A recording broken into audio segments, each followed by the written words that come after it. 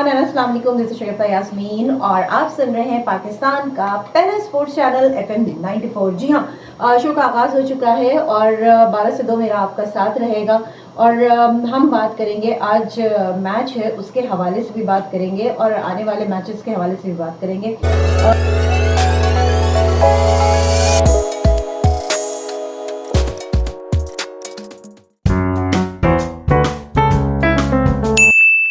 अच्छा, साथ साथ आपको यहाँ पे मैं ये बता दूं कि बहुत सारी चीज़ें ऐसी होती हैं, हम कहते हैं लाइफ ऑफ आरजे के हवाले से जब भी हम बात करते हैं तो आरजे की लाइफ जो होती है ना ज़रा डिफिकल्ट उस वक्त हो जाती है जब वो पैनल पे आके बैठता है। ये तमाम चीज़ें आपको नज़र आ रही हैं, इसको हम कंसोल कहते हैं, ये हमारा माइक है, सामने मॉनिटर है, तो हमें ये तमाम चीज़ें जो है ना वो देखनी पड़ती हैं, गाने पे नज़र रखनी पड़ती है, कहीं ऐसा ना हो कि गाना ख़त्म हो जाए और आप यहाँ पर लगे हुए हैं इसको चेक कर रहे हैं, या फिर ये कि कॉलर भी आता है तो कॉल को किस तरह से लेनी है। अगर कॉलर जो है वो कुछ कहना चाहिए उल्टी सीधी बात कर रहा है या बिल्कुल वैसी बात नहीं कर रहा जैसा आप चाहते हैं, तो फिर आपको उस कॉलर को टैकल कैसे करना है। तो ये सारी चीज़ें एक्सपीरियंस से भी आती हैं और साथ साथ थोड़ा सा लाइफ कॉल थोड़ा रिस्की होती है हमारे लिए, लेकिन हम जो है ना वो उसको कंट्रोल कर लेते हैं। आपको कितना अर्सा हो गया आर्चरी करते हुए? अब मुझे तकरीबन 8 साल मैंने जो है वो 107 पे काम किया और एज अ आरजे और उसके साथ साथ as a programming head, assistant programming head के मैं वहाँ काम करती रही। सारा प्रोग्रामिंग करना, सारे कैंपेन्स बनाना, गेस्ट को लाइन अप करना, सॉन्ग्स कौन से चलने चाहिए, सॉन्ग स्क्रिप्टिंग कैसे करेंगे, किस तरह से हम जो है वो मैशअप बना सकते हैं, तो बहुत कुछ सीखा और बहुत काम किया। फिर उसके बाद थोड़े दिनों का गैप आ गया और अब मैंने FM 94 को ज्वाइन किया है, मुझे 2 महीने ऑलमोस्ट होने वाले हैं। तो बड़ा मज़ा आ रहा है। यहाँ का एनवायरनमेंट डिफरेंट है, वहाँ का एनवायरनमेंट डिफरेंट था। यहाँ पर यह है कि बहुत फ्री हैंड हमें दिया गया है कि आप अपनी जो आपकी क्रिएटिविटी है उसको आप सामने लाएं। तो ये एक बहुत अच्छी अपॉर्चुनिटी होती है जब हमसे कहा जाए कि आप अपनी क्रिएटिविटी लाएं। हर आरजे जो होता है ना वो मुख्तलिफ होता है दूसरे से, सब एक जैसे नहीं होते, सबके बात करने का स्टाइल एक जैसा नहीं होता। अच्छा, यूजुअली आप मुझे देखते रहते हैं स्क्रीन पे, तो मैं तो वैसे ही बात करती हूँ, तो मैं जब आरजे बनी हूँ तो तब भी मैं वैसे ही बात कर रही हूँ। मैं उस तरह बात नहीं करती कि जी नाज़रीन आप देखेंगे, वो मेरा स्टाइल नहीं है। जिसका स्टाइल है वो कर सकता है, लेकिन this is not my style. तो मैं आरजेइंग में अपना एक ओरिजिनल और नेचुरल स्टाइल लेकर आई हूँ। मैंने बिल्कुल भी ऐसा नहीं किया कि किसी को कॉपी करना शुरू कर दिया। अच्छा, अब आप ये बताइए कि कितना मुश्किल होता है तमाम चीजों को टैकल करना? अच्छा, ये तमाम चीज़ें हैं ना, इसको टैकल करना इसलिए मुश्किल होता है, स्टार्टिंग में जो भी बैठेगा थोड़ा सा कंफ्यूज हो जाएगा, लेकिन लाइव शोज होते हैं, ह्यूमन एरर जो है वो हर वक्त मौजूद होता है। मैं आज भी कहूँगी कि हाँ मुझसे गलतियाँ हो जाती हैं, हो सकता है मुझसे कोई बटन प्रेस ना हुआ हो, कॉल की आवाज़ नहीं आ रही, अब हम इधर उधर नाच रहे हैं कि जी कॉल की आवाज़ क्यों नहीं आ रही, तो ह्यूमन एरर है, हो सकता है। इससे आप जो है ना वो ये नहीं कह सकते कि जी ह्यूमन एरर नहीं होगा और I am perfect. I am not perfect. हाँ, परफेक्शन की कोशिश ज़रूर मैं करती हूँ कि चीज़ें जो हैं वो परफेक्ट हों, गलत ना हो जाएं, और हमारी अपनी एज अ आरजे कोशिश ही होती है। अब लोग कहते हैं कि जी आरजे जो है उसका काम होता है बैठे और बोले, यकीन माने बैठे और बोलना काम नहीं होता है, सेंसिबल बोलना है, फिर ये सारी चीज़ें टैकल करनी है, फिर इधर मॉनिटर रखा हुआ है, मॉनिटर को भी टैकल करना है। तो आरजे की जॉब बड़ी डिफिकल्ट होती है और एक बहुत रिस्पॉन्सिबल सीट है ये। कि लाइव शो में गलती हो जाए तो फिर क्या होता है? देखिए, अगर लाइव शो के अंदर गलती हो रही होती है ना, तो उस गलती के लिए हम हमेशा ये कहते हैं कि खामोशी से स्मूथली आप निकल जाइए वहाँ से, और आपको बिल्कुल भी उसको हाईलाइट करने की ज़रूरत नहीं है। अगर आप उसको हाईलाइट कर देते हैं तो हो सकता है लोगों के कानों में वो वर्ड ना पड़ा हो और आप बार बार अपनी एक्सप्लेनेशन देना शुरू कर दें, तो उससे वो चीज़ बहुत प्रोमिनेंट हो जाए। तो इसका बेहतरीन तरीका होता है कि आप स्मूथली वहाँ से मूव करें। अच्छा, दूसरी चीज़, शो का फॉर्मेट भी अलग होता है। अब जिस तरह हम स्पोर्ट्स का शो कर रहे हैं तो हमारा फॉर्मेट बिल्कुल डिफरेंट है। कुछ लोग जो होते हैं वो इंटरटेनमेंट के शोज खाली करते हैं। तो इंटरटेनमेंट में क्या होता है, जानबूझ के उल्टी सीधी या कोई ऐसी बात की जाती है तफरी वाली जिसमें सुनने वाले को भी तफरी आए, वो जुमला पकड़े और जुमला पकड़ के आपकी क्लास लेना शुरू कर दे।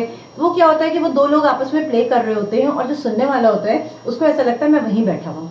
लेकिन स्पोर्ट्स शोज के अंदर हम थोड़ा सा एंटरटेन भी करते हैं और उसके साथ साथ ज़रा सी सीरियस बात भी चल रही होती है। लेकिन मैं जो शो करती हूँ, मैं अपनी बात करूँगी कि मेरे शो करने का स्टाइल ये है कि मैं इसको भी बड़ा मुस्कुरा के, हंस के, लाइवली तरीके से लेके चल रही होती हूँ। और उसके पीछे वजह ये है कि मेरा काम करने का तरीका ज़रा सा अपना है, अपना एक स्टाइल है। मैं उस स्टाइल को अपनी जो है ना वो माइनस नहीं करती, क्योंकि वही मेरी पहचान है। मैं किस तरह से बात करती हूँ, मेरी आवाज़ कैसी है, ये सारी मेरी पहचान है। रेडियो क्या है, सुनने की चीज़ है। आप सुन रहे हैं, चेहरा नहीं जा रहा। बहुत बड़ी बात होती है कोई आपको आपकी आवाज़ से पहचान जाए। पहले ज़माने में आवाज़ें हुआ करती थी बड़ी खूबसूरत और लोग कहते थे कि जी इसकी आवाज़ जो है वो पता नहीं देखने में कैसा होगा। अब तो रेडियो जो है आप उसको विजुलाइज भी कर सकते हैं कि अच्छा आवाज़ अच्छी है तो शक्ल कैसी होगी।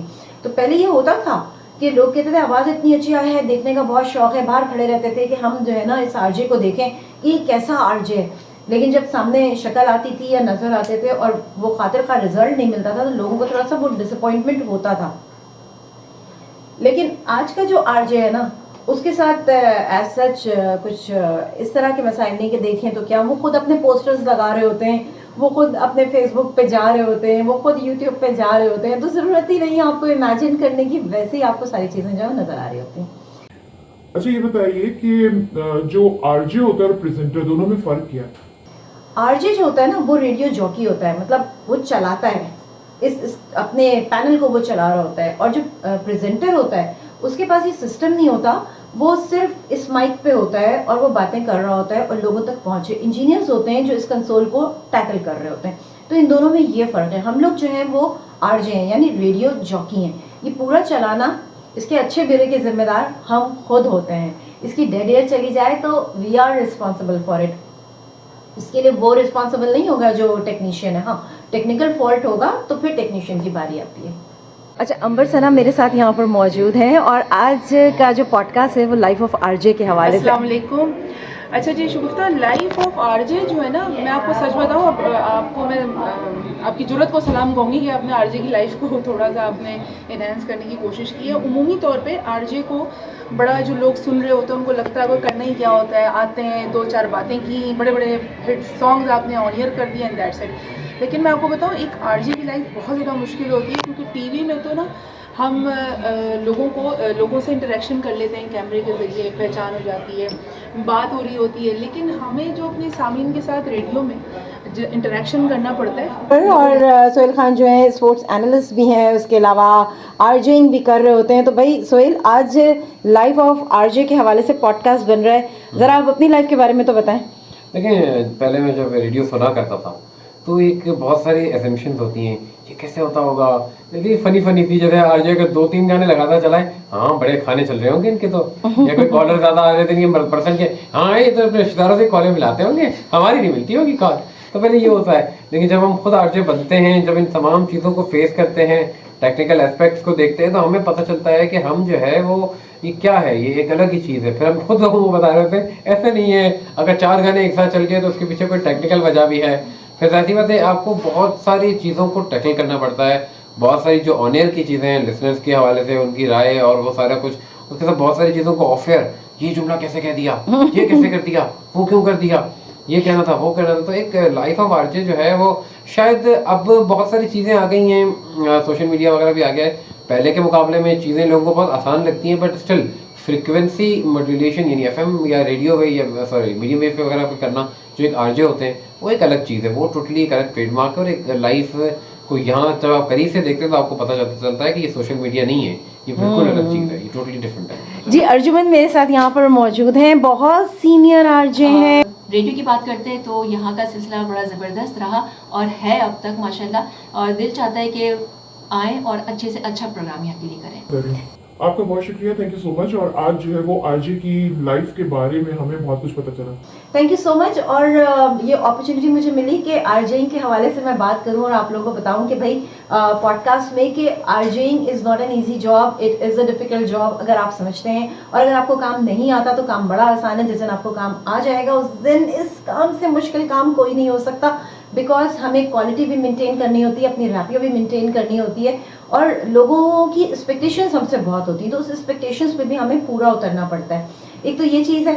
दूसरा ये कि मैं इतनी यूज्ड टू हूँ रेडियो की कि मैं 1 साल 1 से 1.5 साल मैं रेडियो से दूर रही, मुझे मज़ा नहीं आया। अब मैं सुबह उठती हूँ ना, मेरा दिल चाहता है कि मैं अब जाऊंगी, कंसोल होगा, सामने मॉनिटर होगा, मेरे सामने माइक होगा और मैं लोगों से बात करूंगी। मैं बहुत इंजॉय करके इस चीज़ को करती हूँ।